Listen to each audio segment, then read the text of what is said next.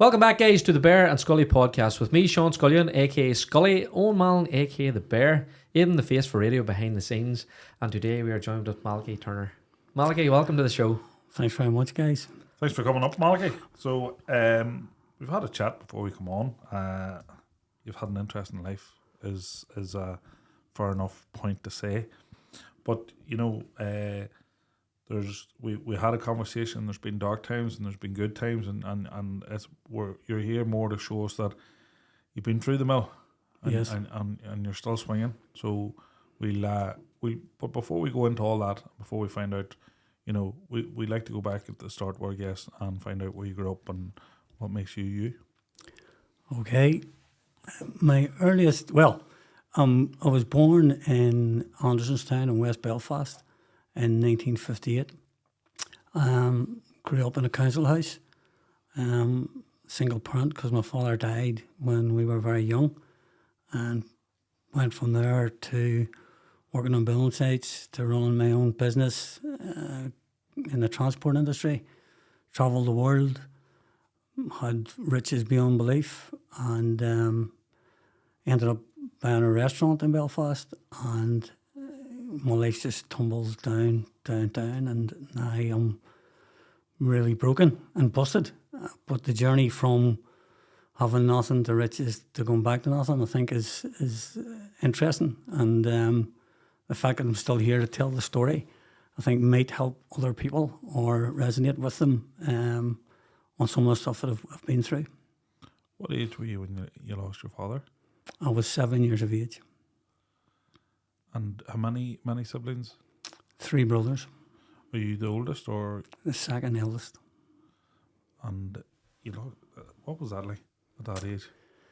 I would say that was probably, without question, the saddest day of my life, and also the happiest day of my life. And the only way I can tell you that is, I would have to go back to when I was 4 years of age before we come to that day to explain the happy and the sad. When I was 4 years of age, I had an accident on a 3-wheel bicycle. We lived in, as I say, in West Belfast in a housing estate, and handlebars went down my throat and done some damage to me. And my mother took me back and forward to hospital, and I got a squint in my eye as a result of this. And because of that squint, my eyesight and my left eye was damaged, so I had to wear glasses.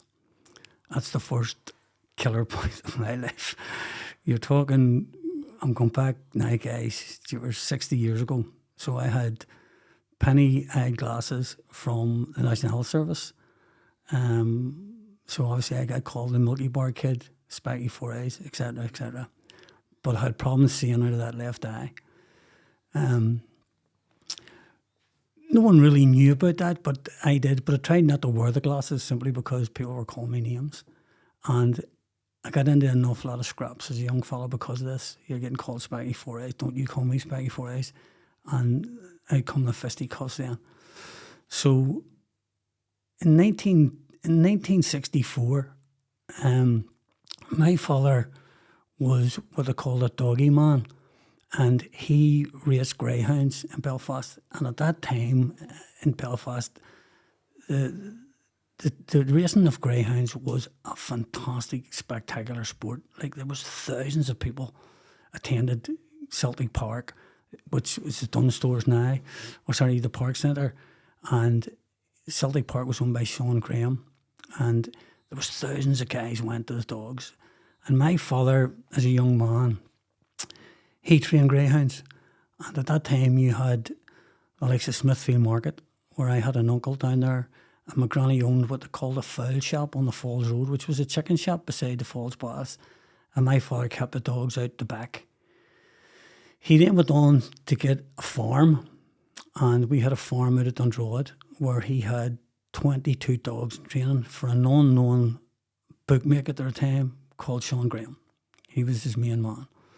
And them dogs were groomed and trained in the countryside. And my early memories of growing up was going up to the farm with my father and getting these dogs out at 4 o'clock in the morning and running them in the fields, hare coursing. And then as a young man, at 5 or 6 years of age, going down to Celtic Park, dogs were going in the traps and there were time trials going round them. And the sound of a greyhound and the breath of them dogs, to me, them were horses because I was so small. But it still lives with me to this day. So that was it. He was training dogs and he delivered fruit and vegetables around the local Andersonstown estate. My mother was from the Falls, and as I say, she didn't work because there was 4 kids, and this was the life. But my father owned a big car, big Oxford Cambridge, so life was good. And in 1964, the year before he died, we were all going on holidays down south somewhere, and there was a horrendous car crash.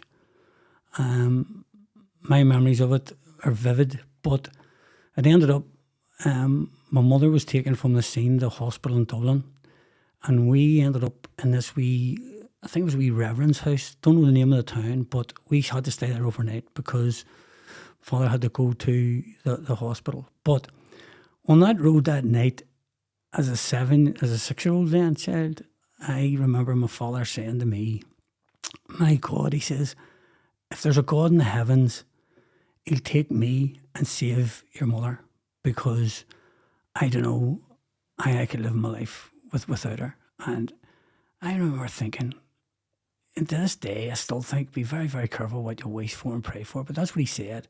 And he gave me a hug. And transferred, and again, another wee innuendo, the wee reverend the next morning gave us scrambled eggs for breakfast. I've never had scrambled eggs in my life. And I can honestly say, I'm 65 years of age, and I've never touched scrambled eggs from that day to this. Can't touch them. Can't stand the smell of it. Just, obviously, they say food and smells bring you back to a place and a time. So, mother ended up, she was semi-paralysed, and they got her back home to Andersonstown, and she just tried to recuperate from that crash. And then in 1965, Christmas Day, 1965, we all got up, as we did back then, and went down to see how Santa came. So all down the stairs, opened the door, and there, of course, was everything we wanted. And at that time, our presents were cowboys and Indians. So I had a cowboy suit, brother had a cowboy suit, our guy had an Indian suit, bows and arrows. The teepee was sitting in the living room, 3 sticks and a thing around it. But we thought, this is what the boys have on TV, and we had our cap guns, and this was joyous time. And the family was all together, Christmas dinner. And because my father delivered chickens and geese, we had the best, the big dinner. And that night, about 6:30, we were just basically playing in the living room, and he was shot with a bow and arrow. One of the brothers shot him, and he fell down, and we thought, he's fallen down because he's been shot, you know what I mean? And the next thing is, he started wrenching, and we opened the door, what's wrong? So my mother came in, and she started screaming, and then my memories of it were within 10 minutes of that happening on that Christmas night. Our house was full of people. Neighbours were in, and the priest was up. We lived in a place called St Agnes's, which is right behind the chapel. So our lives were always spent very much near the chapel. So a priest came over and got everybody out of the room. And I remember, I sneaked down the stairs. The doctor came down, the local doctor, and I remember sneaking down the stairs, and I walked into the living room, and the doctor was sitting with my father on the floor, pumping his chest. And you have to remember, this is 60 years ago, so there was no heart ambulances or anything then. And he just shook his head and he said to the priest, he's gone. And it was...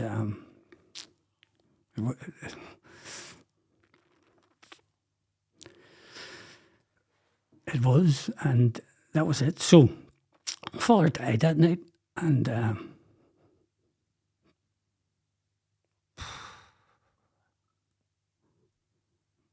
it was never going to be the same again. You know, that was the last time.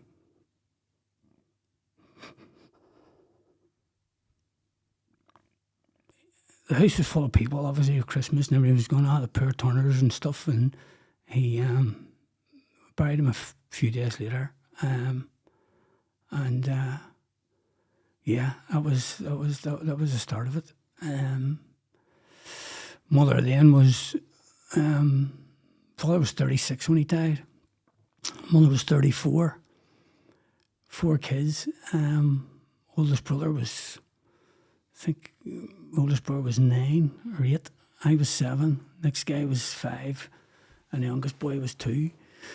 So she was just a mother with 4 kids in the middle of West Belfast in a semi-detached house living on state benefit. My father, the farm was rented, so it had to go. The dogs were all sold off. And he had a friend. He had a friend called Seamus Campbell. He was his best friend, and the funeral was massive. All the doggy men from everywhere. You know, Protestant, Catholics, Hindus, Jews, just anybody that had to do with dogs. And when these guys raced the dogs, they dressed like Chicago gangsters. These guys wore hats and scarves and gloves, and you know, it was the best of gear. Like Mum used to say, "Your father went out of here like he's going to the Oscars." Like, they're really dressed incredibly well, and they put a funny slant on it. You know, although it was a council house in Belfast, it was years and years later at another funeral. I'll say this while it's in my head. My uncle and my auntie at the time had bought a house in a place called Woollavale, which was about a mile or so from our house in West Belfast. It was a semi-detached house. Like, my God, who lives in a semi-detached house? You have to be mega rich to do that. But they paid £850 for this house. £850. And this is a story I heard years later. One of my father's old friends says to me, the night your Uncle Frank come down to tell your mummy that they bought the house for £850 and they borrowed money beyond belief, your daddy went out the kitchen with me and says, "Don't you ever tell anybody what we paid for that dog in Limerick." And I said to him, "Why?" And he says, "Your dad handed over £2,000 for a greyhound that he bought in Limerick a week before your uncle bought the house for £850 and borrowed everything." He says it was times we would come back from the dogs and we'd stay in the Gresham Hotel in Dublin, and he says, lived the life. And there's nights we come back from Shelbourne and we slept in the car and we lost everything. And he says, so was the roller coaster of it, but you had megabucks and you had nothing. But he says, what a trip. And it wasn't until I was older, obviously, I looked back and thought, my God, like, you know, what a life they had. But they worked their nuts off, you know, they were up at 4 a.m. training them. And then they'd done their jobs during the day, and then they had everything in between. But yeah, £2,000 for a greyhound 60 years ago. Like, what sort of money was that? You know, for me, I then ended up. Obviously, it was very tight for my mother growing up, bringing us up and getting us stuff. And because we had a car when my father was alive, and I didn't have a car, so you weren't going anywhere. And she said to me years later, my mother says, when your daddy died, you took it bad, and your schoolwork started to go down tubes, which it did. I was at primary school at the time. And I remember really struggling at school. But what people didn't understand was I couldn't see properly out of my left eye. So I couldn't read. I couldn't read at all or spell. Couldn't do it. And when it came to doing roll on the years, the 11 plus exam, my mother always said, your daddy always said, if any has ever passed 11 plus, you've got to get a bicycle. And we thought, oh my God, this is amazing. Like, and I thought, man, imagine me getting a bicycle, like. And I remember going to do the 11 plus, and I had my 2 pencils and sharpened, and I said, I'm not going to be able to do it because I can't read. And then, to my amazement, when I opened the page, it was multiple choice. So you tick the box. And I went, here, I have a 3-in-1 chance of getting this. No chance of getting this. So done the exam, said all my prayers, and bump, didn't get the peg. I went, nightmare. But my mother's best friend down in Ormore Street in Belfast, where she lived, she had a best friend, and she used to come up and visit her 2 nights a week from my father died. And this woman had a brother, and we called him her uncle, but he wasn't her uncle. He was just my mother's friend's brother. But this man is probably, without doubt, the most important human being next to my mother in my life. Like this man was God sent. He was very, very religious, and he taught us how to play chess from we were like 8 years of age. Because mother always went down to her mother's house on a Saturday. That's what they did. She lived down the Falls, so we always were trekked down to my granny's every Saturday. And we went down to this guy's house to get out of the way of the big people talking. So Jimmy taught us how to play chess. He told us how to use tools to sawing and hammering and making things. He used to take us fishing every Sunday. There's the 3 of us. Like, when you look at it, this is a guy living his own life, and he took us fishing. He showed us how to fish, how to play chess, done crosswords, and just introduced us to what life was going to be like, and was very wise with the advice when we were very young. And he's a very important person in my life. You're going to hear why. So, but he lived in a wee house in the Lower Falls with a bedroom upstairs and a bedroom down, and his living room downstairs, a scullery, and an outside toilet. And he had a brother who was a Franciscan monk who was in Rome at the time, and then he came home and he spent a time in a place called Gormastown College, just outside Drogheda. But Paddy Gunn, you call him, he used to come home weekends, and of course he used to tell us about the Vatican and all the great artefacts. And he then bought all these wee mosaic tiles, and we tiled the outside loo like the Vatican. And it took us months to do it, but we're sticking these tiles on this outside toilet, but we called it the Vatican. And as Paddy said, the Vatican's like that, and his toilet's like a Vatican, and people used to look at us and go, what are you talking about? Paddy's toilet's like a Vatican. There's fishing all on, we made them all. And he said, that's the Vatican. That's exactly, you would think you were in the Vatican when you went into the toilet, like, in a yard in the middle of Falls Road in an entry. And I'm going, that's the Vatican, that's it. So it was mental. But he also taught us, and even though I went on to own restaurants and have chefs, fantastic chefs working for me, the meal that he made us every Saturday, single guy, couldn't cook.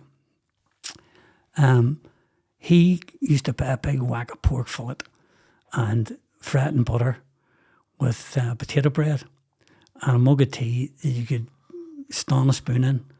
And the smell of that potato bread and that pork fillet to this day is the meal for me. And I've eaten Savoy in London, boys, and I tell you, pork fillet in Jimmy Gunn's kitchen parlour with a whack of potato bread and butter. And taking a piss in the Vatican. Taking a piss in the Vatican. Doesn't get any better than that. Doesn't get any better than that. Isn't it unreal what the smells and sounds of your childhood? But this man was doing this, taking us there, doing this in the story, taking us fishing, giving us advice, looking back on it, was trying to fulfill the gap that my father had left. But he had no car. He never drove cars or anything. And he didn't work either, and his wee mate didn't work. And I remember going in one Saturday when I was older, and like this guy sitting in a chair, and what we call fluff was sticking out of it, and springs. It's a black and white TV, and Paddy's mate comes in with this book like the Bible, and I said, "What's that?" And he says, "This is the form of all the Grade A flat race horses in England running this year. I only bet in four races: the Prix de l'Arc de Triomphe, the English Derby, and 2 other Grade 1s, Queen Elizabeth Stakes." And I says, "Right, and what would you put big money in them?" And he says, "Oh, Jesus, oh, says, there you go. You've never seen money like that in your life. £10,000. And I'm going, "It guy sitting with a car outside with a false wheel on it.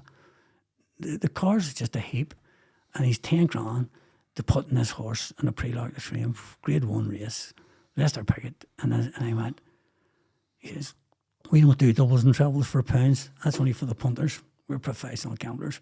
But this book told him the weather forecast, the going, what the horse, unbelievable. Now, did he do well out of it? The two of them died living in the same houses that were brought up in the Lower Falls. So the answer to that question is no. I never really get into it because I just remember putting the money on the table one time, and I went, what? It wasn't until later on in life I went, what was going on there? Anyway, to move the story forward, sorry I got diverted there. I then, because I was at school and just failed 11 plus, I was now going into what they call the big school. And the big school for me was La Salle Boys in Andersonstown. And my brother had already been there a year, my older brother. So he sort of way set the stage. This is, he was very far quieter than me, far more intelligent than me, done his homework, didn't cause any problems. I was a nightmare. So I got first day into La Salle, and this was mega in my life. So, as I say, before I left the primary school, I was playing sport like nobody played sport the way I played it. I played in primary school. I was in the soccer team, was in the hurling team, and I used to run around Andy Town in an athletic running team. Anything at all to just to keep myself active out of the house, because I didn't want to go look at a pen. I didn't want to, because I knew I couldn't do that. So I'll run. And a significant thing too that again is very important, which is probably me. I used to win medals at the school sports day. Now you're thinking, Jesus, a medal at school sports day, what is that? To a 10-year-old kid who had no father, and his brother was very smart academia-wise, and I had nothing to bring to the table. So the medals were it for me. So I boxed better than anybody else. I scored more goals than anybody else. I run faster than anybody else.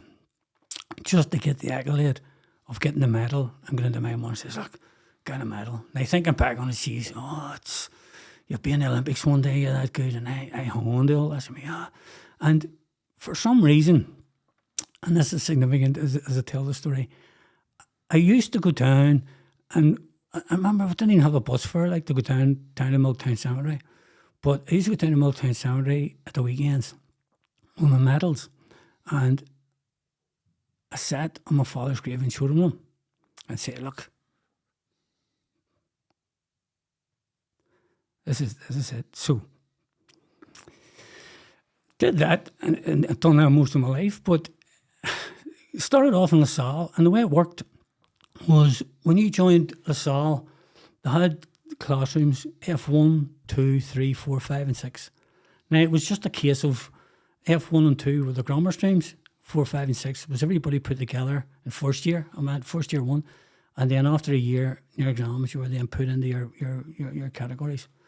So I, of course, goes up to La Salle the very first day, wearing I think my brother's jacket and because his trousers, because he progressed, and I goes up, and of course 1,400 people in this school, Catholic maintained school by the way, so it was all huts and Christian Brothers on it.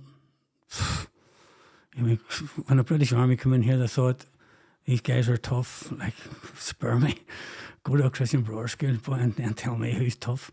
So anyway, when they called out the roll call for everybody that year, what they did was all the newcomers sat in a big squad, and they called out name by name, 36 to 40 in a class then. So called out F1, called out F2, they were the grammar boys. F3, next one, F4, next one. There's 2 classes left, and I'm going, Jesus, they're calling these out in alphabetical order. My name's Turner. I'm T. If I'm not in the second last class, I ain't gonna be the dunce of dunces. So of course called out F5, and I wasn't in F5, and I went, oh Jesus, this is just unbearable for me. Called out F6. And then the head brewer turned around and goes, and last but by no means least, Mr. Never forget it, Cork accent, Mr. Turner, take your place. To which everybody started shouting, dunce, abuse, pages getting flying everywhere, and I'm going, Jesus, Mary and Joseph, like this is too much for me, I can't. And I remember feeling low as low.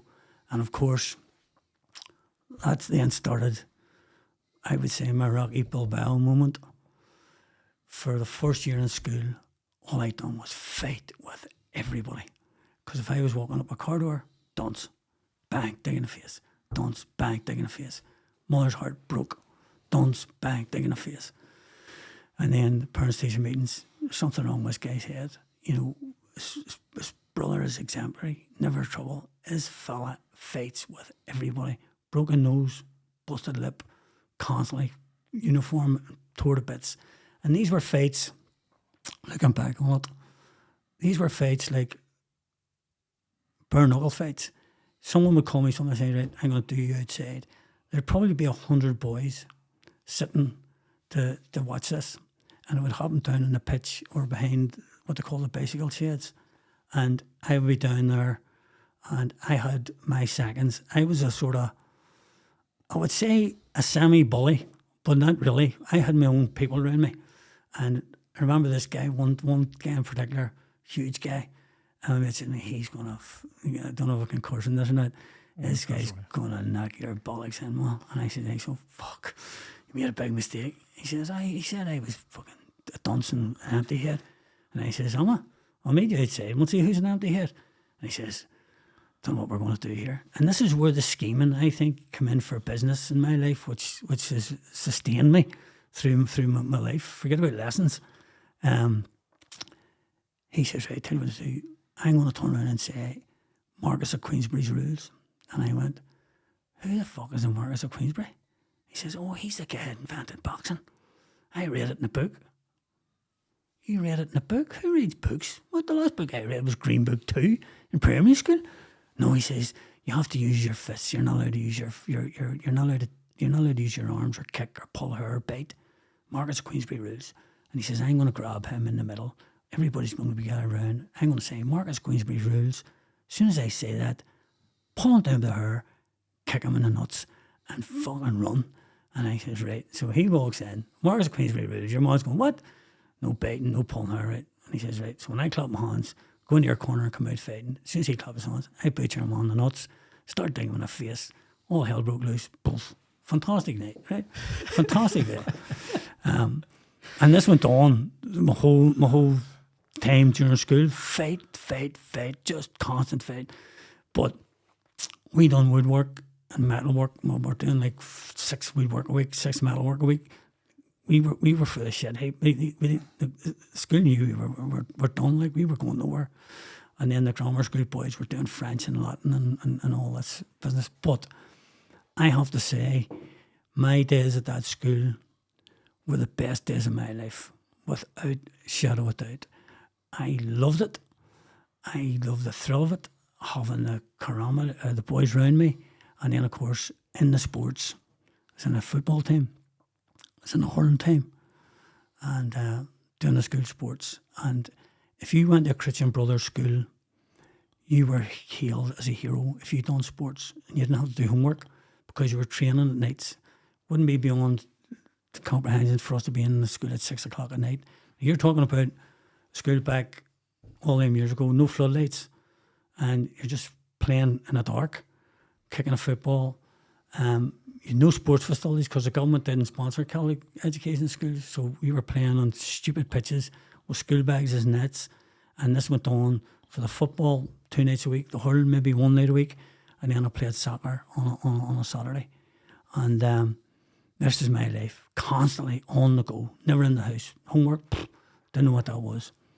And then the army then moved in, and that changed the whole dilemma. So they built this big fort about 100 yards. Well, first of all, they moved into our school and took it over in the summer when they first arrived, and there was a big hullabaloo about that. So they moved out of the school, and they built this big fort called Silver City, right beside our school. And that was the start of when the stuff started to get real. So every day there'd be a riot, constant throwing stones at them. Foot patrols would be coming along, calling us all the Fenian bees a day. And of course there'd be spitting and all this going on. Serious stuff. Like, you know, it was horrendous. And at that time, there was hijackings going on in the estate. There was gunfire. There was constant gun battles. There was people running about the streets with guns. Guys getting shot. Guys getting tarred and feathered. It was just mayhem, boys. Like, this was the heart of the Troubles, and a Catholic housing estate. And I don't think people understand when they say, you know, the Troubles were bad. Like, the Troubles to us was the Troubles. Like, we were in the height of it, going up to school every day. Army would stop you, take your school books out, throw them over the hedging, urinate in your school bag. You know what I mean? Constant just hustle. They got to the stage where we hated these guys. Like, beyond no illusions, we hated these guys. And when somebody turned around and says, listen, do you want to join this or join that and get into these guys? 100%.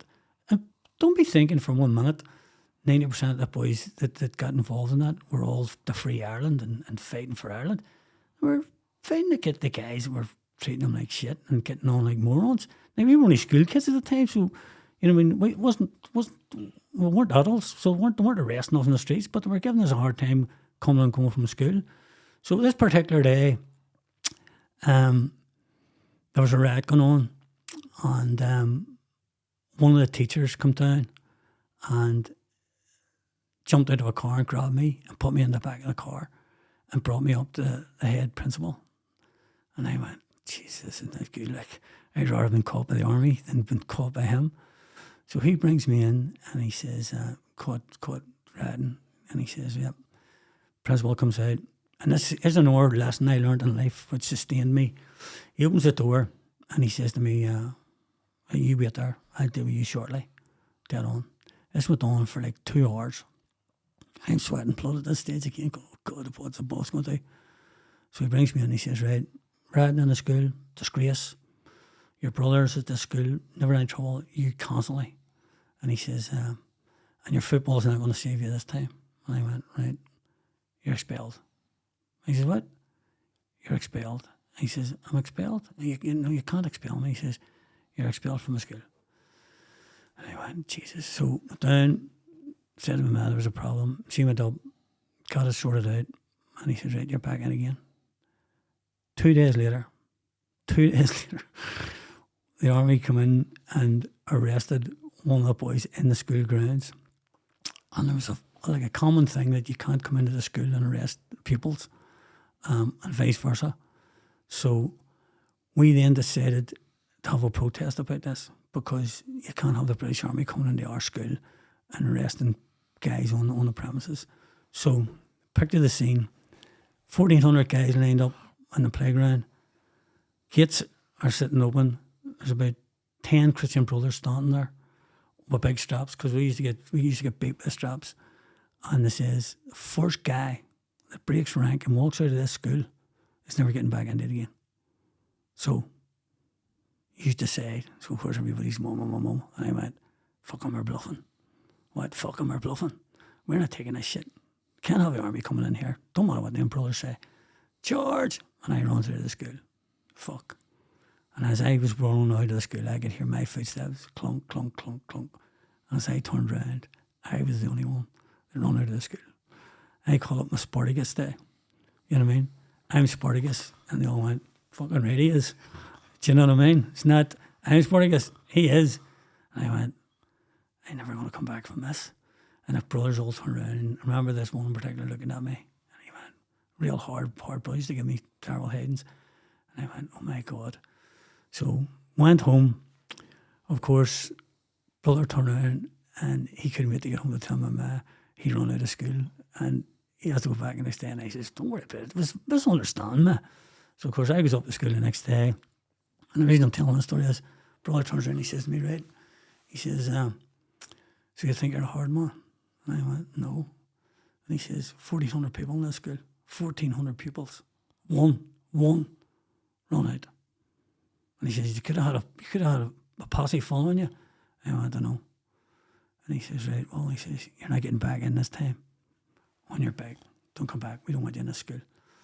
And I went, can't expel me, sir. I'll kill me. Get out. So off I went. Of course, went on the beach. Met a few boys down in the co-op because it was burnt down at the time. Used to have wee candles. They used to go on the beach down there and drink beer and stuff, which I never touched in my life or smoked because I was a sports fanatic. So anyway, back to the house the next day. Brother said, "Well, he's through out of school now." And my mother says to me that day, she put my uniform on, said to me, "Now I'm going to tell you something. You better go up to that school and don't you come back down here and tell me you're not on it. Because if that's the case, there's nobody in our family is ever going to be expelled from that school. You've brought disgrace onto everybody here. I don't care what you have to do, but don't you come back here and tell me you're not in that school. Now get out." Tough love, like. So I went out, up to that brother again, same shit, outside the office. Walked in, he says, "Well," I says, "can't expel me, sir." My mother says, "It's just not negotiable." "Did she?" And I says, "Aye." She also said, "I have to take whatever punishment you can give me. It doesn't matter, but I can't be expelled from the school." Never forget it.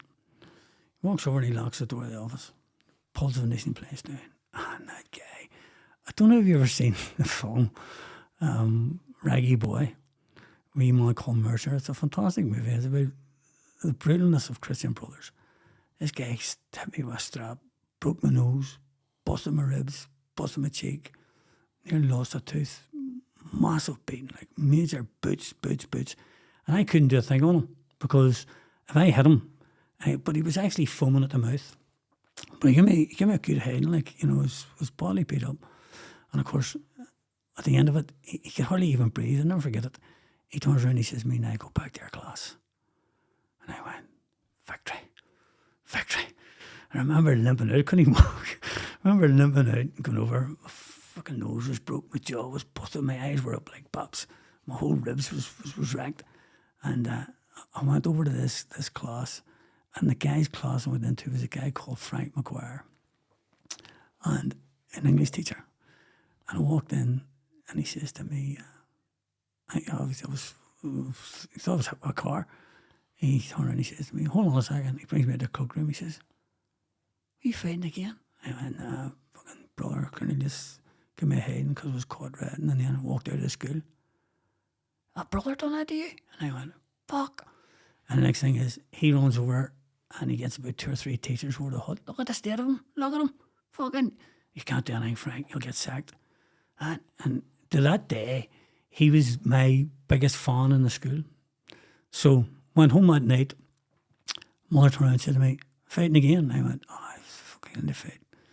Like, you know, is there ever going to be any, what are you going to do with you? I don't know what I'm going to do with me. That was it. And I had a dog at the time called Duke. And the dog used to follow me up to school and wait for me when I come out and went back again. Loved this dog, like. And the dog was called Duke. And it was named after one of my father's greyhounds. It was a big dog at the time called the Pagan Duke. So we called our dog Duke. But Duke was my dog. And after this beating, I used to sit and talk with the dog and tell the dog everybody's a bastard and this one and that one, as you do, like. You know, and the dog was saying, "Yeah, you're right, and I know you're right, you're right, no, everybody else is wrong." This is the dog talking to me, which I still do to this day. And anyway, went down on holidays to a place called Balbriggan in the south of Ireland, and it was my uncle's friend of a friend got this van, and it was like one of them trucks out of Mouse. You know, they had the tarpaulin over the top of it, but it took us all down to the south anyway, to go for a week down in this place. And it was a beach and all. And when we come back, my mother said to me, "The dog got out of the kennel and got away." And I went, "What do you mean? The dog's gone? The dog's gone? What do you mean the dog's gone?" I'm not joking, you know. It's probably my father's death and this dog. Just, I mean, so I then went and started walking the hills around Town looking for this dog in the middle of the night. Stopped by army patrols and brought back to the house and everything. I couldn't get over the missing of this dog. And like really bad and just, oh Jesus. And if anybody mentioned the dog, of course I was getting word into them. So I done my exams that year. I was about probably 14. Done my exams that year. And this particular teacher said that your exams are very good. You know, your maths and all are good. It's your reading that you can't. What's the story? So, of course, I sat down with him and told him I couldn't see out of my left eye. And everything was blurred. I couldn't read stuff. But the maths I could do because I could remember that. And he says, listen, I think that we're going to put you into the grammar stream. And I went, what? The grammar stream? Oh, he says, I think you're good enough for it. He says, in among all that fighting and bawling and racking and running and reading, he says, I think there's a chance for you. I think you're an intelligent guy. So I went, this is unbelievable. I can't wait to tell my man this. Like, 9 out of them got medals. And we plaque in the house, all these medals hung up on them, like somebody did a war. And I went, I'm in a grammar school. All my brothers and all, like, all the flipping laddie does, never got their grammar school. This is miracle stuff. It's like, you know. And anyway, and just like the guy you had on the podcast a lot of weeks ago, and this is, as I said to you earlier, which made me come, he said about he got an OCD problem for something that happened to him at school. And it happens over a fright or something. Basically, anyway, up to the grammar school, I goes, had to wear, my shoes had to be polished, whatever that was about. Your hair had to be properly cut. You had to wear a tie every day, and you weren't allowed to be scruffy. And right, we're going to do French and Latin. French and Latin? What is that? Is it French and Latin? Is that a language you're talking about? And the school bags were twice the size of mine, and the homeworks were 3 and 4 hours a night. And I went, hold on a minute, I can't be doing this. I play football during the night. By the time so I decided I can't be arsed with this. And for about 6 weeks, I was in the depths of depression between losing a dog and losing this. I was nearly suicidal, and I went, I can't. This is too much for me. And I said, well, man, I can't stay. I have no friends. I was King Dick in my own class. These guys were all very awfully, very, going, I can't handle this shit. And one of the teachers gave me a break, and he let me go around the classrooms and gather up the football team for that night's football, because he knew I couldn't do French. And I said, and I going, right. So after about 6 weeks of really 8 weeks of depression, I decided, nah, I'm going back to what they call the dunces class. I need my wee work, need my mates, can't be arsed with this. And they took us away on a holiday to Glenarth, to his place up in the Antrim Hills, this big house where all the grammar school boys get once a year, they get a break. Our class would never see that. And we got rowing canoes that we used to make in the woodwork. We used to make these canoes, but we were never allowed in them. It was only for the grammar stream. And I had a good day at that. I smashed a few of them up just to get one back on the boys. And I remember throwing cow's clap all over the house, because everything was so clean and tidy, and they stood in line when they were called. Like, hey, I'm going, what are you doing, Stunt? What are you giving to these people? Maybe it was in me, I don't know what it was, but I couldn't conform to these rules. So anyway, I got put back down again, and then I started, the OCD hit me, and I didn't know what OCD was. I went back 40 years.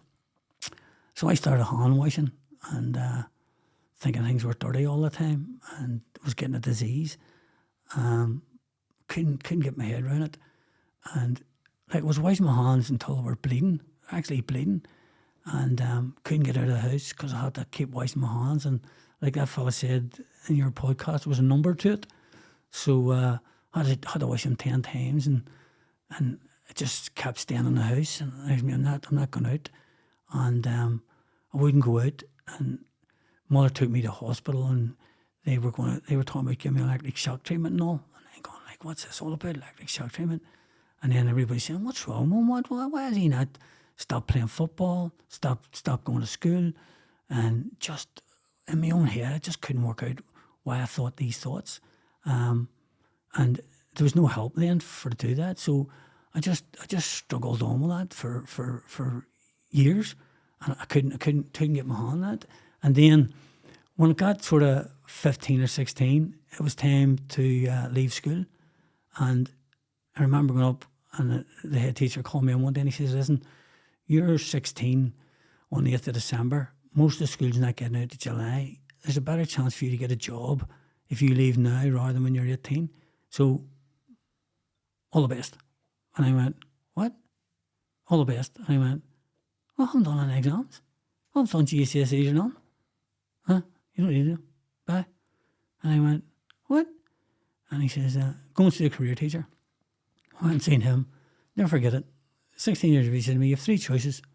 He says, go on a building site, right? Immigrate, or join the IRA and get shot dead before you're 25. That's it. Because you're not getting out of this shithole. He says, there's no work here. You're Catholic. You can't get jobs in a post office. Can't get jobs in Horn and Wolf. Can't get jobs in Shorts. Can't get jobs in the government. Can't get jobs security. And he says, can't get jobs anywhere. You're a building site, immigrate, or it's good night. And I went, holy shit. So I said, right, okay. So I walked out of school, and says, I'll see if I can get a job on the building sites. But at the time, there was a lot of feuding going on between the IRA and the official IRA at the time. And me and my mate, we used to draw all these wee things on lampposts, sticky bastards and official this, that, and that. So we had this office down at the bottom of our street, and we went down one night, and we used to throw bricks at the windows, to be honest, and smash the windows and all that, and call them all this, that, a day. And this particular night, somebody burnt it, set it on fire. And we all thought, oh, happy days, set on fire. So the next thing is, my mate calls the house one night and he says to me, listen, man, big trouble here. I was lifted out of a car the night on the road and brought to a house and interrogated by the official IRA. They thought I was you. And they're after you. I think you burnt the premises down. And I went, what? Yeah, just marking your card. I went, right, okay. So the next thing is my uncle, my mother's brother, comes up and he turns around and he says to me, I was pulled out of a black taxi at night and told to drive to a house down in Lower Falls, and I was interrogated about who you are, where you hang around with, what do you do. I think these boys are coming after you. And I went, holy shit. And he says, yep, I think you're in big trouble. And I went, right. So I think it was 16 years of age at the time. I was on a bed that night, and I say, well, the dog and the school and the beatings and all the shit that went on, I went, nah, I don't need this. And I thought they were watching the house. So I lifted a wee suitcase. I had 50 quid, I think, in savings from different, I used to do jobs in the Busy Bee and stuff like that. And I always give my man half the money. My man always got half the dough, always when I was a kid. So I put the 50 quid in the bag, climbed out the back window of my own house, crossed the gardens, down on the M1 motorway, and thumbed a lift to Dublin. And arrived in Dublin, knew nobody. Nothing. 50 quid in my pocket. Slept in bus shelters. Slept in fucking all sorts of crappy places. Terrified of going home. Didn't tell anybody where I was. No mobile phones or nothing then. And just arsed around the streets until my money ran out. And I'll never forget it. I remember going to a place in Dublin and I said to the girl, prawn cocktail. I didn't know what a prawn cocktail was, but it was like 4 quid. And I thought, that's a dinner. So I bought it and served it in a glass. And I went, the fuck's this?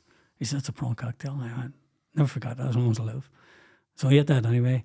And then I met a guy who was painting.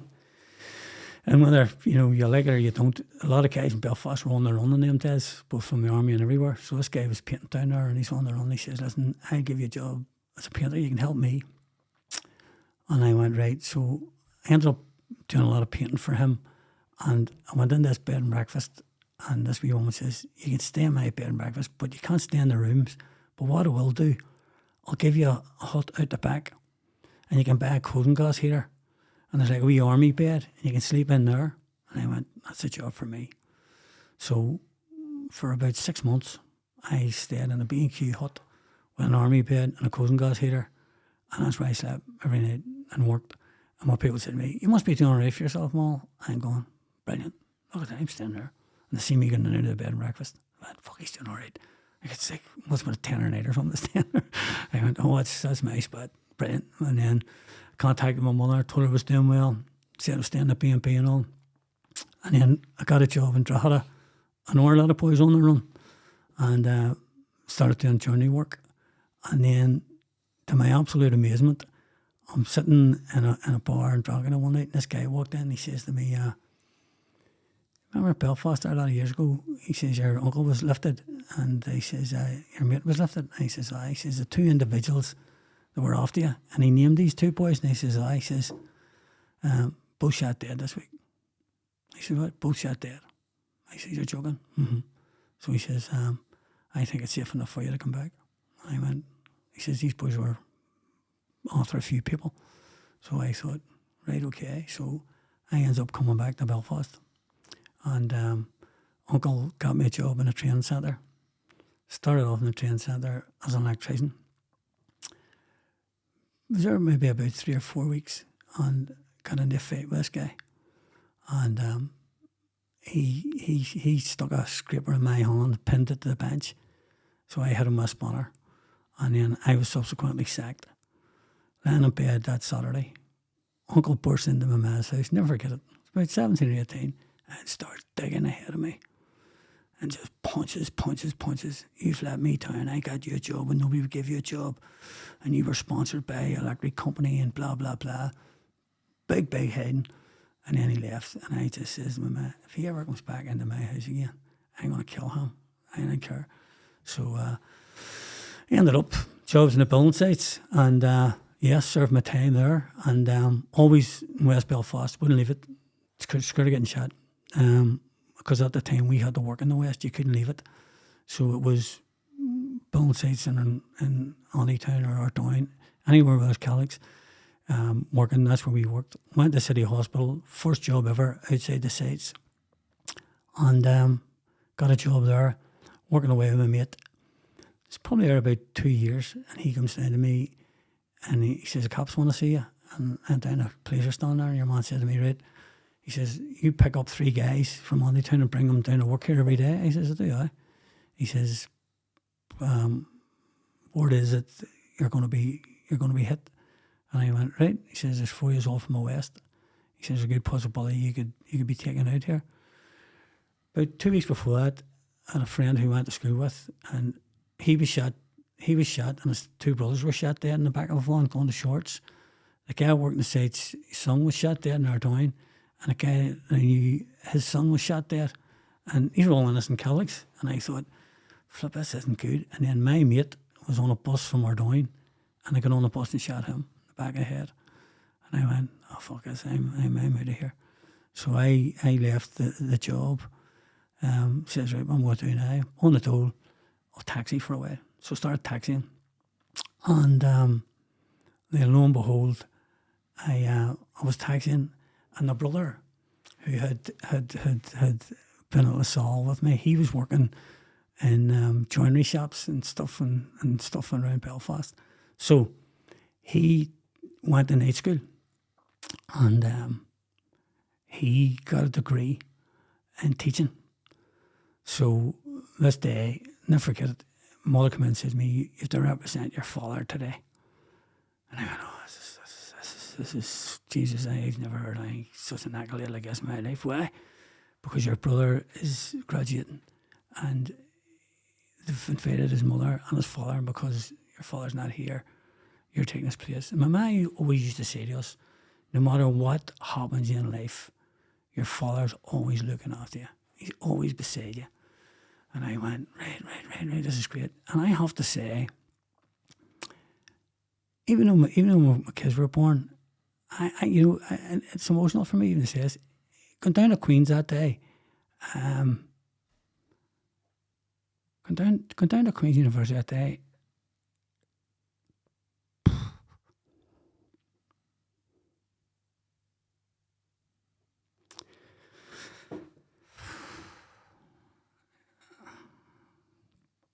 and seeing him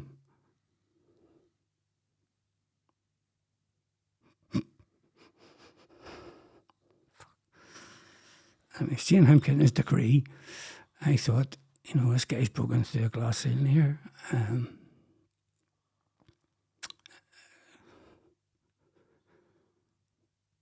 And to see the pride in my mother's face, seeing him get his degree, it was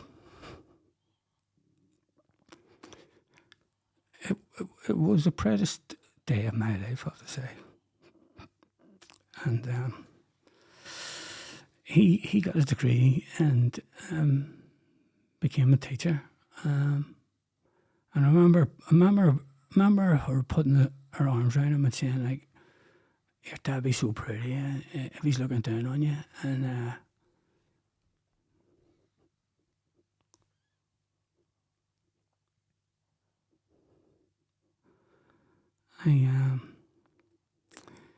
I said,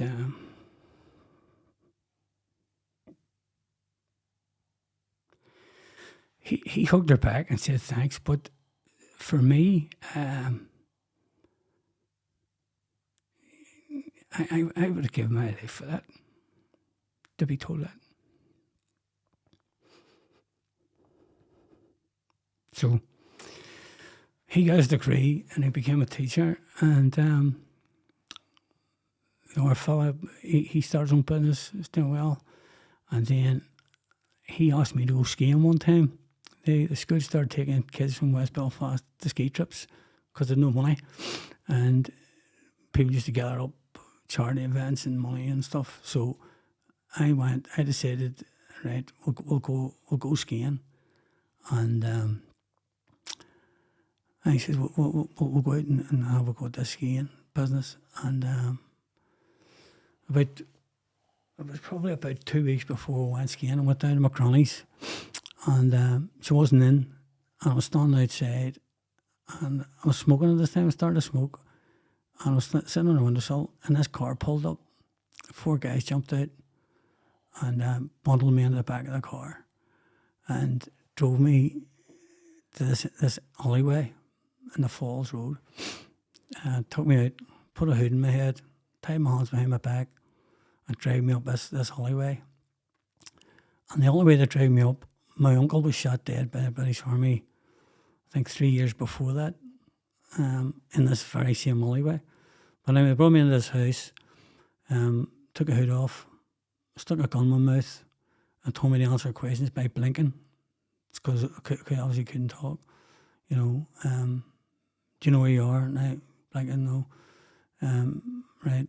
And the next thing was the room was in complete darkness, and I could see 4 figures standing there. So they started asking me questions. What are you doing here? What brings you down here? You're not from here. Just general questions about trying to find out who it was. And they say drinking can kill you, but drinking actually saved my life this day, because I told them my uncle was shot dead up the Henry. They obviously wanted to know who it was and what I was doing there. And the very last question, this guy, a silhouette guy, turned around and says to me, oh, by the way, he says, your granny's dog, Whiskey. He says, it's a nice wee dog, that, isn't it? A wee black and white dog. And I went, it is. But you don't call it Whiskey. You don't? I went, no. You call it Brandy. And he went, you're fucking lucky you call it Brandy. And he cut the ropes from my hands and says, "Won't get out." And they put a hood in my head, brought me back out, put me in a car, dropped me off down in Lower Falls. And I went, fuck, like I thought I was going to die that day. And just, I mean, here we go again. Like, Jesus, only back from Dublin, all this shit. Now I'm going to get shot by my own. That's fucking. So anyway, went skiing and met a guy out in the slopes who was from LaSalle, and he says to me, "What are you doing?" Told him I was doing nothing. And he turned around and he says, "Listen, I'm starting a career business. I'll give you a job if you want to use your own car." And I says, "Aye, no problem." So came back home, started delivering dentist teeth for him, believe it or not. Just around Belfast for, I think it was 25 quid a day or something like that. And then he got me a van and got me sorted out. I was going to Donegal 3 days a week. Everything was going well. And then he come up to my house one night and he said, "Listen, company's went bankrupt." He says, "But the good news is I'm starting you on Monday. And I'm going to give you a pay raise." And I went, "Right, but you owe me 1,000 quid. And you're not getting that, that's gone." And I went, do you mean it's gone? That's my life savings. It's going to me, it's gone. Oh, you're not getting that. But you'll be still working on Monday, doing the same job. And he says, that's right. So I went to the company that I was doing the deliveries for. It was a photograph company. And I asked the managing director to take me on to do the job and not him. And he says to me, why would I do that? And I said, I'll make a deal with you. And I never worked before myself in my life. And because of no exams, there was no use me doing an interview. I said, I'll tell you what I'll do.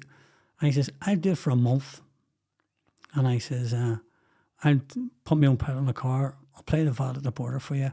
And I says, and after 4 weeks, if you think I'm shite and this is no good, you keep my money because it's everything I've got.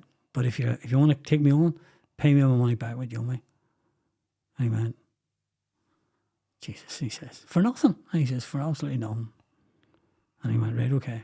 So I worked for a month for nothing. And I begged, steal and borrowed the money to get the petrol and pay the VAT at the border. And after a month I went in, and I'll never forget it, he hands me a cheque for about 900 quid. And he says, give you the same rates as your fella. And I says, of course it was 3 times what he was getting. And I went, this is great. Started doing deliveries then in Donegal, and then put another van on to Dublin, put another van on here and everywhere. And then bought a wee brand new Ford in Hamilton's in Belfast. First time I ever bought a brand new van in my life. Wee Escort van, went down, picked it up, got the sign rating and all done. Of course, straight up to the grave, parked it at my dad's grave. I got my van, oh, brilliant. And I think it was about 3 weeks after that, I'm driving up a Falls Road, and this guy sticks a gun on my side of my ear and says, get out of the van. I went, no chance of getting this. And he said, if you don't get out of the van, I'm going to blow your fucking head off. And I says, nah, you may blow it. Nah, he's not getting this van. I was about 200 yards from my house. So smashed the glass, tried to drag me out of it, didn't get it. Stones everywhere. About 200 guys stoning the fucking van, just petrol bombs. So got my jaw broke, my head bounced again, a few fractured ribs, and the van was on fire. And managed to get it back to the house. Drove it up to the house, staggered out. Guy put a blanket around me. Whole van was destroyed. It was just burning in the street. And my mother went down to Raiders on her with a hardy stick and said, "You done the mess." And so funny. Like at the time when I think about it, his car pulled up, and guy says, "Get in." They put me in the back of the car. 2 gunmen in the car. Drove me straight down to Royal Victoria Hospital. Says, "We can't stay," and just lifted me and set me at the front door and drove off. And then they got my wound. I was getting married 2 weeks after that, so it was roughed up. Why was this? What? They were ratting. What happened was, in them days, I'm not sure it was the hunger strikers or somebody was arrested or somebody was shot. Anytime something like that happened, everybody went out into the street and caused a riot and tried to get the army in the area. But was this your own community? It's my own community, yep. So you started a new business, and obviously members of the community doing well, and they burn a new van. Mm-hmm. What they're told is, and this is the instructions they're given: don't steal any private cars or private vans, but if you see a commercial vehicle, burn it. So that could be a bus, a bread lorry, anything. So my van had MT Express written on it. I'm trying to explain to that guy with a gun in my head, this is my van, it's not a commercial vehicle. He's saying, it's a fucking commercial vehicle. It says MT Express on it, get out, we're burning it. And that's it. The brother, who was at this time teaching at De La Salle, on the Monday, gets the whole assembly together, all the kids from the area, and then the head brother, I'm not sure it was a guy that beat me up or one of his cohorts, but anyway, he turned around and he says, I was riding the Honeststown Road the other night, and he is at it, put your hands up. So of course half the assembly hall put their hands up. Oh, you burnt a van, wee van. Oh, that fucking guy was set infernal. And he says, well, I just want you to know that was my brother. That was a guy who went to the school. And he's nearly killed him. So there's a house then, and then the parish priest got involved. And he decided that if there's ever a riot on the Honeytown Road, they're going to ring the bell from the chapel, and the residents are going to come out and stop it. And there wasn't another vehicle hijacking that road from that day, not one, because they decided the community, because it was me and because obviously I was in the estate. If they ring the bell, everybody would come out and stop a riding, but there wasn't another ride, not one after that, not one. And so the van was wrecked, and it's just got a lot of stuff to keep the business going, and that was it. And then we bit that left out actually. When I worked in the city hospital, I was driving the city hospital one time. This is, I think, 3 years before that. Again, guy just jumps into the passenger side of the car, puts a gun in my head. We're taking the car, takes me back to my own house, keeps me held hostage, and there's a £1,000 car bomb goes off in Bangor in my car. And then the army came in and they gave me such a shit time. You know, you didn't ring us about that. And I says, well, I was been held hostage, and then we were going to watch you doing this, and we were watching you doing this, and you know, we'd take you down the Shankill Road and throw you out and tell them there's an Orfinian bastard, you're an IRA bomber. You know, you could go to jail for this, all sorts of shit. Tell us who's doing this, which was the norm for these guys. But I wasn't having none of that, like. But I lost the car bomb in Bangor, and as I say, and then the hijacking, and the boys hooding me down the falls, and then running to Dublin, and as I say, pretty hard stuff, and with the OCD and all the mental stuff as well. So it was pretty tough, and then I got married, and then I got the business up and going, and I thought, this is it. We're starting to get somewhere. Yeah, to move it on, I ended up, I got married, and What year was this? that's the wrong question to ask me. So going forward, after all this, I got married, and that's another saga. Maybe it's me, lads, I don't know, but I remember the day I got married, I went down to my father's grave, and I sat there, and I don't know what the crack was, but I got married, and the girl I was marrying had a young girl who ended up being my stepdaughter. But I was late for my wedding because I was sitting at the grave, and any time I had problems in my life, I always went to my father's grave. I don't know why I was, but I seemed to do that. And I always told my brothers and my mother, and all this is read into the will. From I was probably about 10 or 11 years of age, I've always said it doesn't matter who I end up with, who I marry, what country I live in, I want to be buried in that grave, along with my mother and father, and that's sacrosanct. So my whole family know that, and that's the way it's going to be, and that's the way it's always going to be. Probably because I just drew on what my mother always told me. He was watching over me. So I got married anyway, and actually, in fact, the day I got married, people will laugh at this. There was a very, very rich haulier in West Belfast who's now mega rich.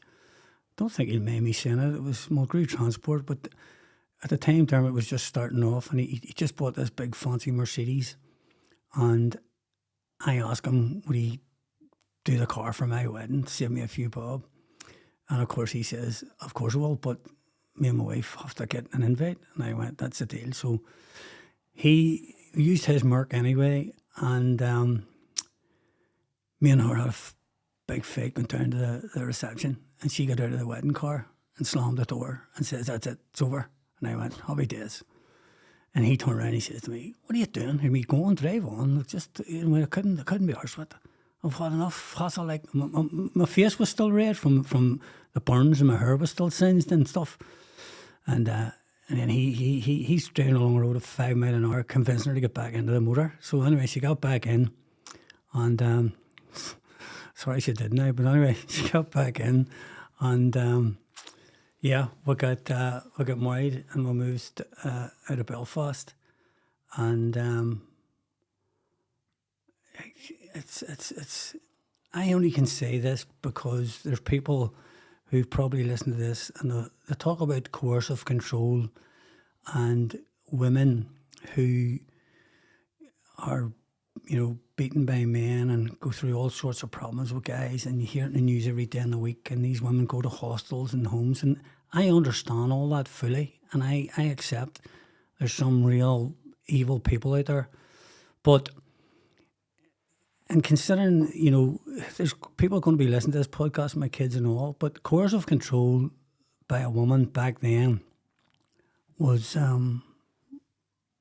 they just had all the cards, in the sense that, it was a while before I had children, but, there was stuff that started to happen, and money was going missing, and failing at the tax and stuff like that. And I remember going to a solicitor one time and saying to him, there's a lot of stuff going on here. There's furniture getting broke and all sorts. And I don't know what to do. And his advice to me then was, no matter what happens in a row, put your hands in your pockets and don't do anything.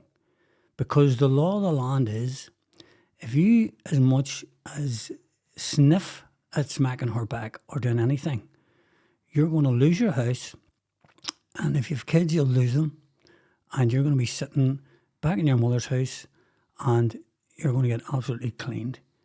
And I went, really? Yep.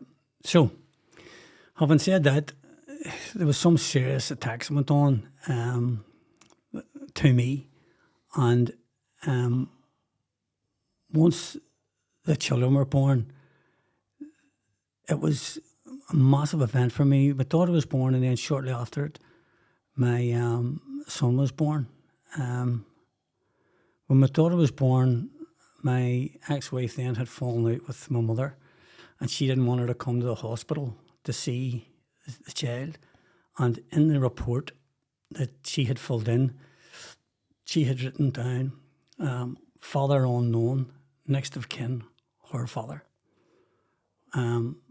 And I obviously went ballistic about this. It was just another event that happened. And as I say, I don't want to go into too much about it, because the people involved are still, walking and breathing here. Needless to say that the night my son was born, I went down to the hospital that night, and considering there was a lot of stuff going on, as I say, attacks and stuff getting damaged and money going missing. But the night my son was born, I went down, he was born, and I left the ward, and my brother's daughter at the time had been checked into the hospital to get her bloods checked. I think she was only 9 at the time. And I walked out of the children's hospital thinking, I've got my son, everything's great. Super. And I met the brother in the corridor walking up in the children's hospital. He was in absolute tears. This is the oldest fella. And he said that his daughter had just been diagnosed with leukemia. And it was a bad dose of it. And I just... what do you say to that? Do you know what I mean? But it was just unbelievable. At the time, my wife had resented the fact that the night our son was born, that that news had taken the shine off it, which obviously wasn't the case. But she got in her head that was the case, and then caused absolute mayhem, which caused more problems in my marriage and my home life. My business, on the other hand, was doing fantastically well, and I was making obscene amounts of money with stuff going over to America at this time, England, all around Ireland, involved in all sorts of freight and using Concorde and stuff like this, and we're getting flights here, there and everywhere. So I remember this night, I'll never forget it. My son was, I think, 9 months old, and I drove up to the house.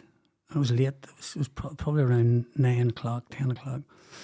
It was place was in darkness. So I remember getting out of the car and walking into the house, and the front door was open.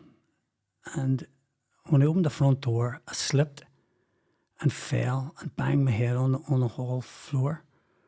And I remember thinking, Jesus, I've busted my head open here, because I could feel the wet blood all around my head and down my arms. And I thought, I'm going to die here. And as I lay there staring at the ceiling in the darkness, I couldn't move. And after about 3 or 4 minutes, I managed to get myself organised, and I went, flip, what's this? And I realised it was water in the hall. The hall was covered in water. And I went, what's going on here? So I went to turn the light on, and no light switch. And I went, what the hell is going on here? And I could hear, you know, you hear yourself breathing in an echo. And I thought, what? So I got up, I was soaking wet, and I went down the hall, and I couldn't see anything because it was so dark. And I said, Jesus. So I went in next door and I said, okay, listen, give us a flashlight, will you? There's something going on in the house here. So he gave me a flashlight, and I went into the house, and I opened the living room door. There was nothing there, only the carpet, soaking wet, no paintings, no TV.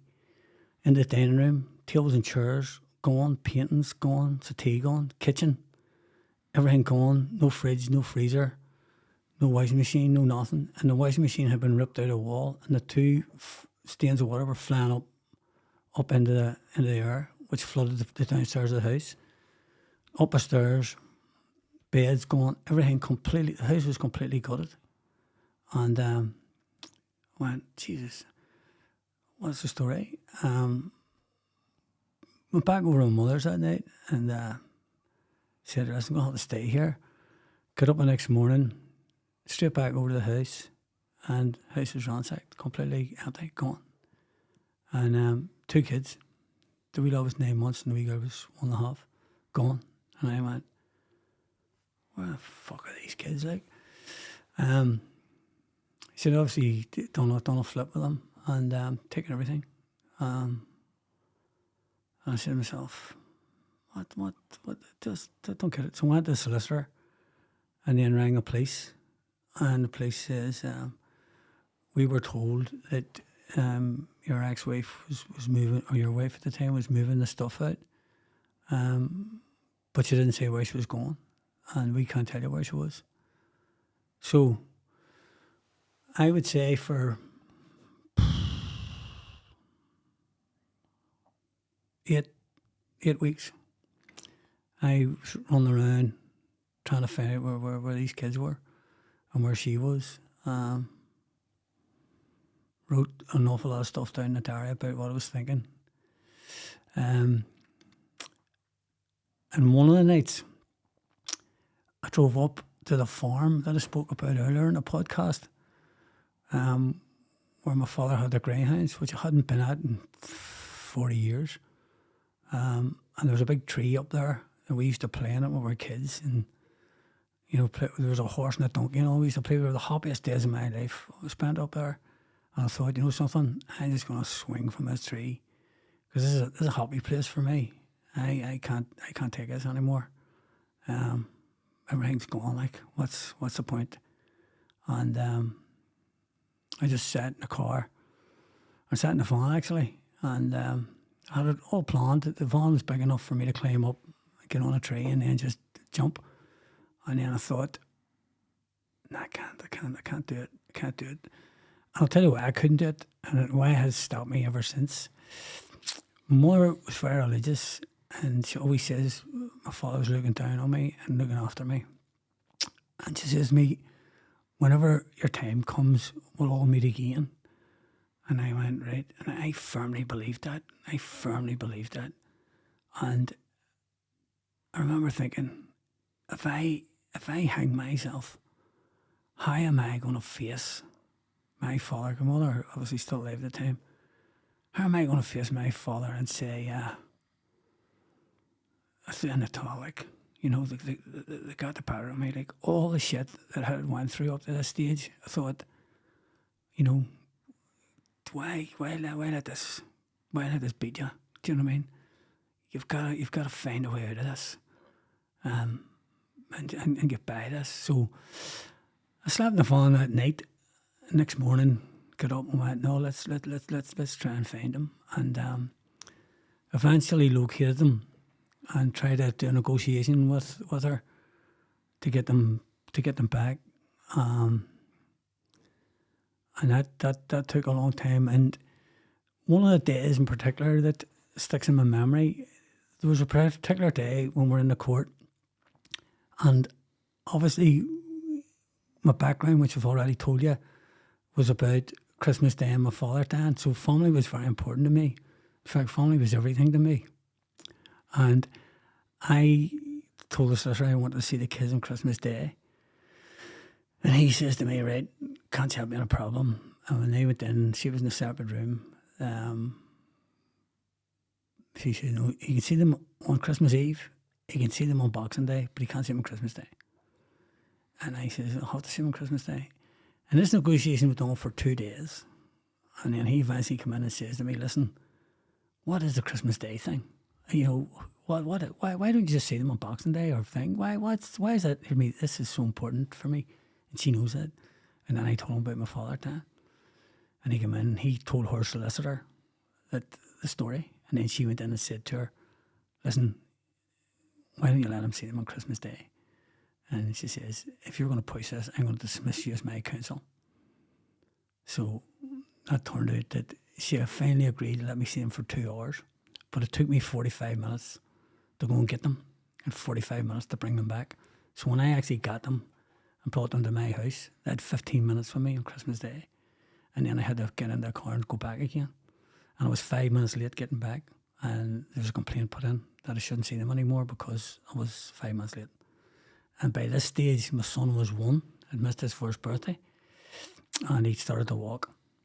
I had missed that. And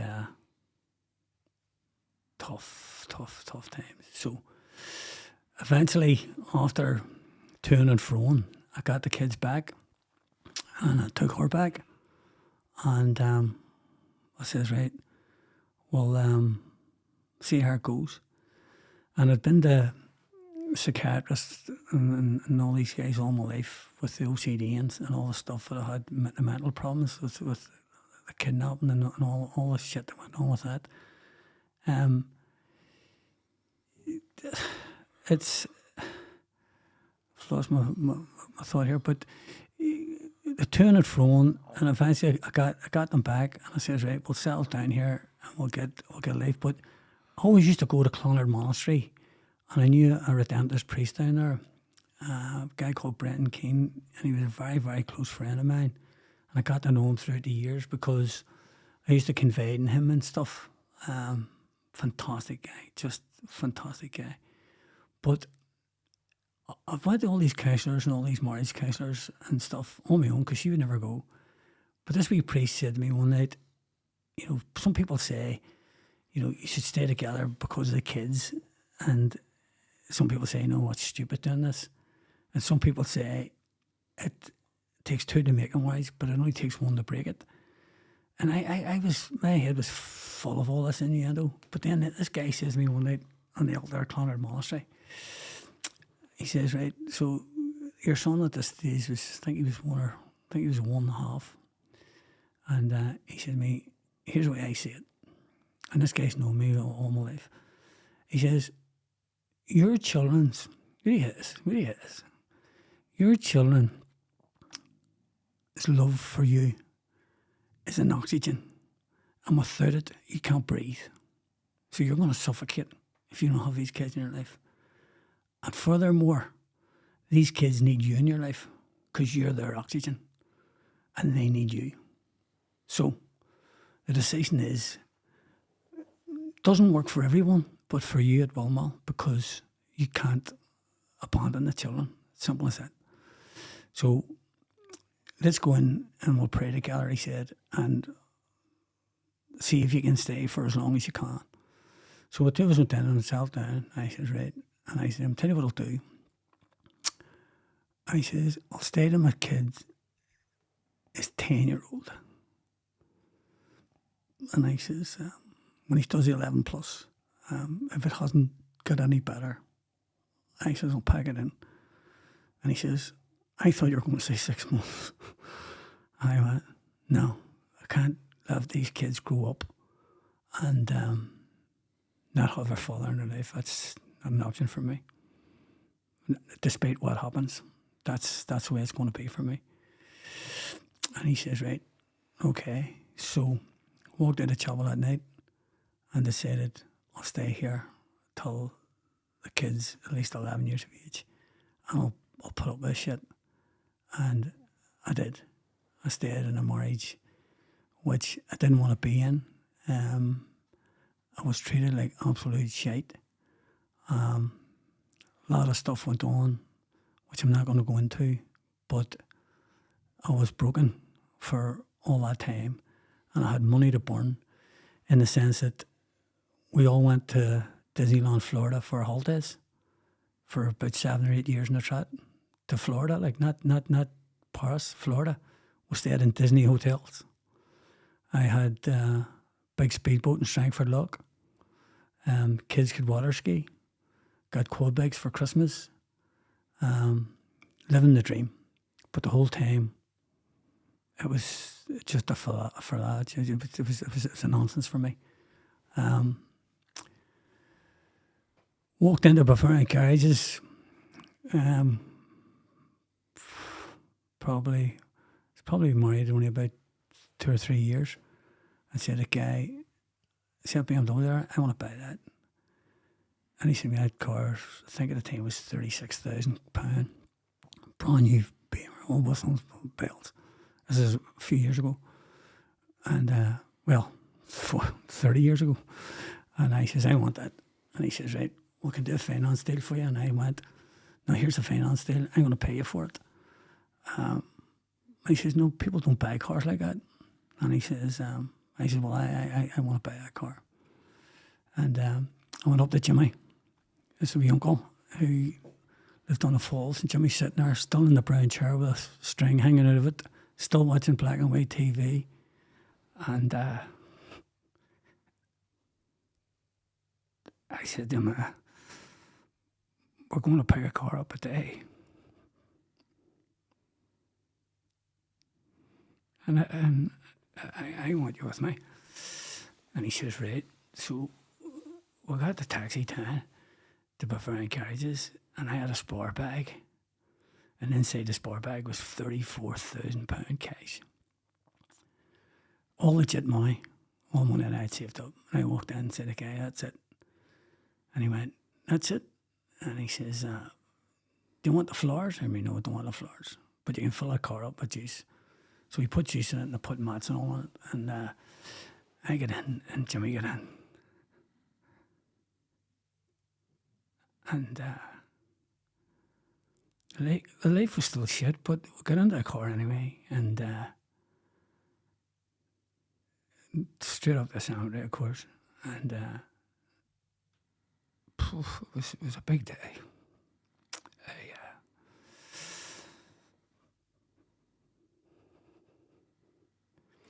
You're just showing something, and you just want somebody to say, well done. Do you know what I mean? That's it. But anyway. Did Jimmy give you that? Did Jimmy give you that well done? That you thought you always needed?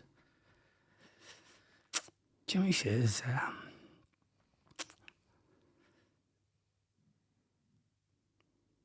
Jimmy, we went back to Jimmy's house that day and sat down in the chair, and he made us a cup of tar as usual, and he said something to me that day which I've lived with me my whole life.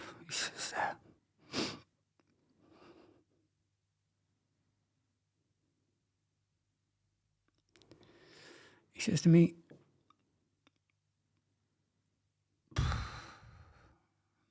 and it keeps me going to this day. He says to me, I'll tell you something. he says, he was always a man with parables. He spoke like Jesus, like that's the way everything was parables, which I mean. But he turned and he said to me, listen, kid, he says, no one will ever keep you down. He says, see that motor right there? That's not just a brand new car. He says, for the person you are and the life you've lived, and your mother bringing you up the way she did, and to have no formal education.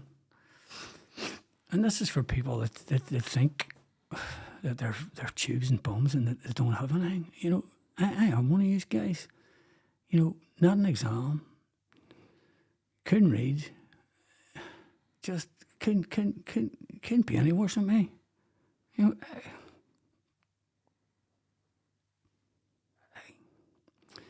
I as a kid with my fist hitting people,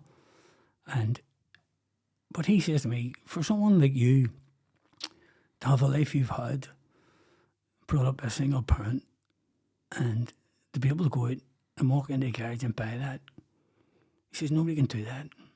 He says that's a rarity, and he says remember this. He says because he's always on about tools and all. But he said to me, in the toolbox of life, he says, your saw is blunt, your chisels are blunt, and he says, and the tools you have and the screwdriver you have are second hand and shabby. And he says, and you were able to go out and turn them into that. Now you see all these ball bags that go to university or who are educated and they look down their nose at someone like you. Always remember this. And this is the secret of life. You remember this, he said. If you had what they had, the nice house, the nice mummy and daddy, the nice university, the nice clothes, and off you go, lads, and you get your degree, and you be successful. Well done. But I tell you what, let's just swap my toolbox for your toolbox. Now I could do what you could do, because you've got everything that you want there, and you've got the backends and support and the money to back you up. Here's the tools I have. You do what I do and get up with my tools and see how far you go. He says, it's not going to happen. So you're better in now. And he says, don't you forget that. And to this day, rightly or wrongly, I have a resentment towards people who look down their nose at me because I think I'm better than them. And people may say that's, I don't know, fortuitous of me to think that, but that's what grinds me out, you know. I just say to people, no. You know, I'm from a swamp, so don't give me lectures about mental health and breakdowns and stuff. I'm from a swamp. I'm covered in the muck. You know, I don't need lectures from a book you've read about what happens and what can happen. This is the story. So I left this house that day, and it was $1 million. Of course, when I got home, it was, look, where'd you get that money to buy that? Blah blah blah blah blah. But this is from a girl that was in Florida and flipping whatever she wanted, she got. Never, didn't really work. Car, phone, the whole 9 yards. No, I thought that's the way it was. And what it didn't say was, when I started my business, which was called MT Express, which was a courier business, I knew my mother was on her own in the house, bringing us up, and we left school. And then, as I say, I got married. I didn't get married till I was 28 years of age, but I was still handling housekeeping in the house when I was 28 years of age. And when I got married, I continued on housekeeping until the day she died. But what I did was, I then decided to give my business the address in Onlytown in West Belfast, and my bank accounts all had Onlytown, West Belfast. much to the dismay of a lot of people, saying, why are you putting that on that? And I said, because I'm very proud of where I'm from. I'm very proud of the estate I grew up in and the people that surround me. And I had lunch in my mother's house with the guys that work for me 35 years, every day.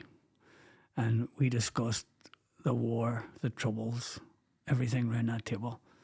And she'd be making tea and again, no fridges then, guys, and no microwave ovens, none of that shit. It was cooker, gas. Everything was made and eaten. And if it wasn't eaten, you better eat it. There's people in Africa starving. It was forced into you, but it was homemade grub. And it was every day. But I thought that was a fantastic thing because I think it gave her a wee bit of an outlet in life to see the boys coming. And then I ended up giving her brother a job and flipping me cousins and nephews and nieces. And anybody in the West that couldn't get work, I give them a job. So if you had a blip on your CV or no such thing as a CV then, you got a job working for me. And I had guys driving for me everywhere. Because I remember back the streets in Dublin, the boys on their own that gave me a job just to keep me ticking over. And I thought, I'd give Visions a job. And I've lived my whole life like that, giving people jobs, taking over. And I lent serious amounts of money to people. Cars, holidays, houses, just phenomenal amounts of dough given out for charity. I remember running the golf charity and I got Aer Lingus to sponsor, I think it was £1,000 a hole. And then the holidays were part of the things. And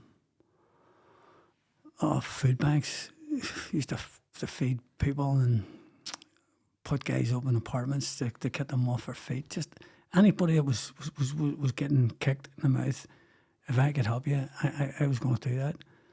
And it was all because I always wanted someone to do it for me, but I was sort of what we used to say, bucking my own coat. That's no safety net. And yeah, that's the way I done it. And I helped who I could when I could. And ended up flying all around the world. Like Aer Lingus used to give me 3 flights a year anywhere I wanted, free, first class. Like you're flying to New York. Let me just say to people who's listening, like I would get on an Aer Lingus flight in Dublin. My luggage would be taken off me. I'd be put in a first class. Give them my knife and fork, getting your dinner on the way over, arriving in Chicago, limousine picking you up, bringing you to the Hilton, and then the next time you see your suitcases sitting on the bed in one of the executive suites, and you're going, doesn't get any better than this.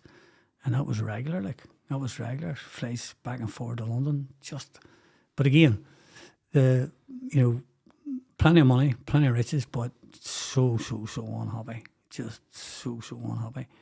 And I said, mother had a lot to do with my life, very much so, absolutely adored her. Thought, considering my father had died so young and she brought the 4 of us up, nobody was really in trouble. And listen, we all thought we had what we had, and we never thought we were short of a few bob. But looking back on it, it was hard. Oh, it was a hard station by, especially not having a motor. Like, and first thing we did when we were all teenagers was go out and get cars. Like, we always had cars, and and then just seeing the world and bringing back and reporting back. So that's all the way it was. And then I decided when the young lad was 10 or 11, I said, right, this is it. I says, it's time to knock it in the head here.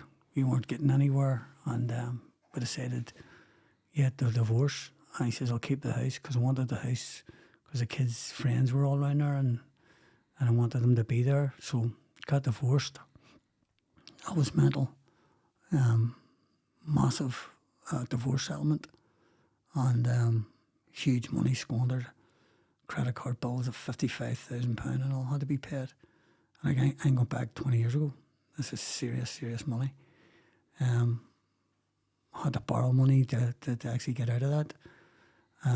Kept the house, but struggled on, just on and off after that. And then business started to go down the tubes a wee bit. And then I decided, I'll just keep it to myself. And then decided I'm going to take the kids to New York, one last fling. And kids were about 15, 16 at the time. And we all decided to go to New York for the weekend. Helicopter around Manhattan. And I remember, my father used to watch boxing matches, and big fans of Muhammad Ali and Joe Frazier back in the day. And they always used to talk about them fighting in Madison Square Garden. And I remember having a conversation one night, and he says, I'm going to take you to the garden someday. And I went, what am I going to go to the garden for? And he used to always say, oh, well, tell me go to the garden someday. And that particular time in New York, when I got the helicopter, with two kids, we're flying all around the Empire State Building and up around Statue of Liberty. It was classic. And as we're flying up the Hudson River, the pilot turned around and says to me, and there's the famous Madison Square Garden. And I remember looking down from a chopper, and I just went in a convulsions of tears. Boy, I couldn't stop the tears. My two kids are sitting there with wee walkie-talkies on them. And I said, that's Madison Square Garden. And it just brought me right back to the kitchen all them years ago. And I thought, Jesus, so that's Madison Square Garden. And they're wondering why I was getting emotional and all. And when he landed, I got a taxi up past Central Park, and I remember standing outside it, and two kids were wondering why I was emotional, and I went, Jesus, I'm here, But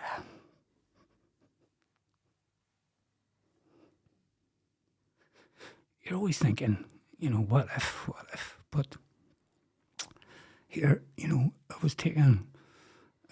was a pretty tough existence, but, here we are, we're at Madison Square Garden, two kids are in a helicopter, everybody tried to knock me down, do this, do that, do that, but it doesn't get any better than that. And, it was one of my best days, I have to say.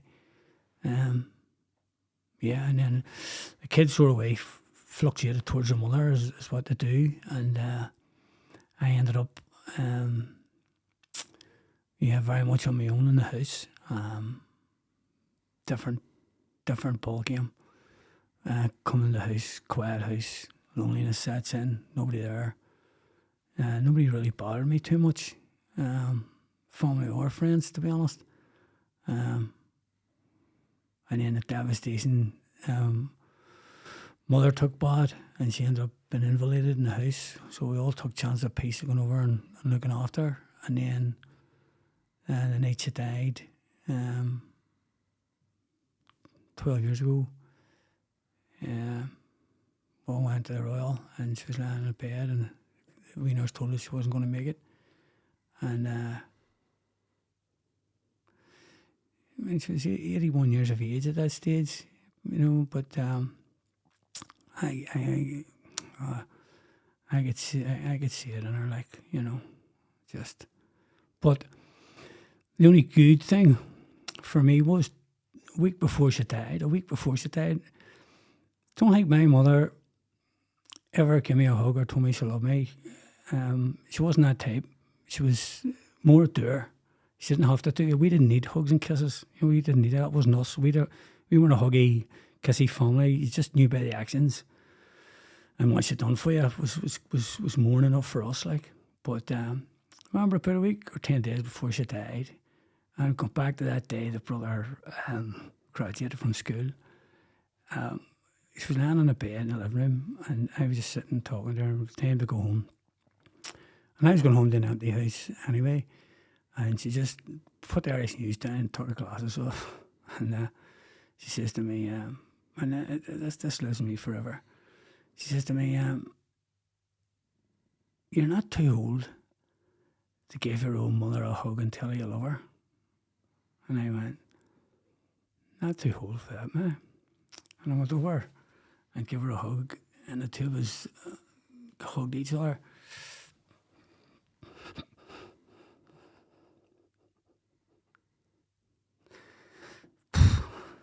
And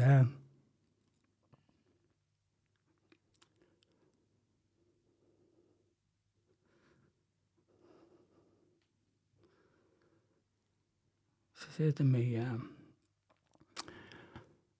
know I love you, son, don't you?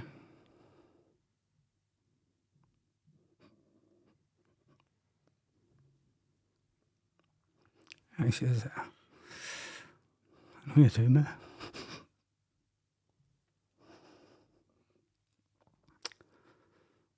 And I just said, I love you too. And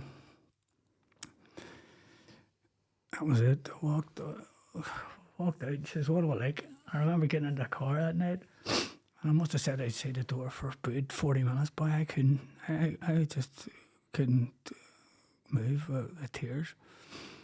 And about a week before she died, she says to me, Cian, in the house, she says, I want to ask you something. And she says, it's you that I want to ask. And I said, well, what do you want to know, man?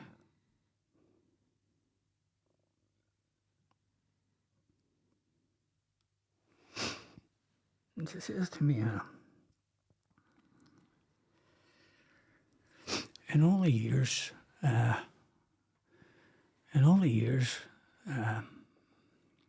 since she left you, she says, it's a tough one, guys. She says to me, in all the years she left you, has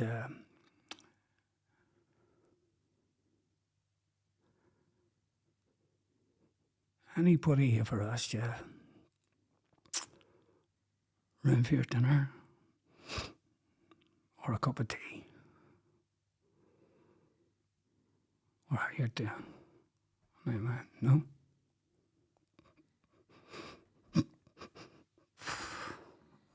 says, no. I says, no. Ah. She says, and this was the killer part, she says, well, you know, she says, you know,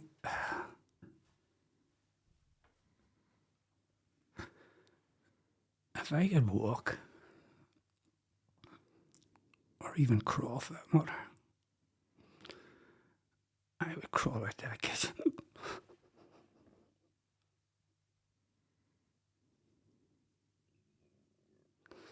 And make you a better grub.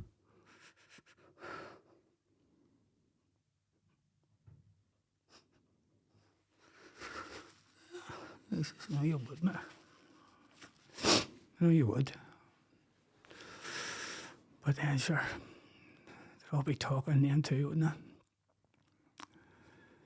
And she says, who does your washing your earning for me? I do it myself. She says, I never heard one of my sons that does his own washing his own earning. Back in them days, guys didn't do that sort of thing. Like, and there's probably people listening thinking, why wouldn't you? And he says, listen, I've just learned how to do it all myself. And she says, that's... So we just sort of looked at each other. That was it. And then 7 days later, she died, put in the hospital. I remember thinking, again, it's probably just sentimental thoughts for me. I loved her, like, Jesus, I mean, I lost a limb that day, there's no doubt about that. It's gone. It's gone. But she, when she died, my brothers all had wives to go home to, and families to go home to. I had no one, and even the day of the funeral, my ex-wife was to bring the kids down, and she turned up late. And I nearly had to hold the funeral up for me to get the 2 kids to go to the funeral. And the last thing a brother even let me do this was when they were putting the lid on the coffin, I kissed her in the head, and and turned the wee screw, what you do on the lid, and I thought, I'm the last one to kiss her, like. But it was a hard one for me, like, I have to say. So I went back to the house that night and just thought, what's it all been about? Like, what's the whole fucking thing been about, you know? And you only realise this when I think you've lost both parents. Certainly my expectations was I run the medal, I run the races and the sports and brought the medals down to show my dad. Like, you need somebody everybody needs somebody, do you know what I mean? And I brought them up to my man, I made my wee plaque and I had them up on the wall, and that was my claim to fame, you know, or his medals, he won them. And, you know, and then when you're both parents die, I think, and especially if you're a single person, you sort of like go, it doesn't matter anymore because there's no one to share it with. Do you know what I mean? If I was to win the lotto in the morning and have millions and millions of pounds, fuck it. Do you know what I mean? I can't. You know, I can't show the person that I love most of all and sacrificed everything for me the good times, do you know what I mean? So it's never going to be, you're never going to be fulfilled anymore because what you set out to do is gone. Yes, I've got 2 children that I love dearly, and obviously I want the best for them and a great life for them, but when you see the sacrifice given, and that's too late to repay that. But I did in the best way I could, you know what I mean? I don't have any regrets about that, but it was a killer blow for me. And then after he died and stuff, you know, I used to still go over to the house and having been all the places and had all the fancy stuff and the cars and the vans, and even used to take the vans down to the cemetery to show them both of them, man. I still used to go to Raffles on the Only Road and get a face supper and just go up and sit in the house. There's nobody in the house. All the furniture was gone, everything was gone. And, or not the furniture, we kept the furniture, all the other stuff was gone. And I used to just sit in the room and eat my face supper and look around me at the memories and go, you know, this is who I am. This is